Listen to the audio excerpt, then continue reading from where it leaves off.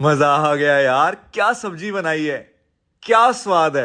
बस हल्का सा नमक ज्यादा लग रहा है। अरे क्योंकि नमक आजकल खराब आ रहा है ना। सुनो, अपने यहाँ जब भी कभी गेस्ट आए ना तो तुम बिल्कुल यही सब्जी बनाना।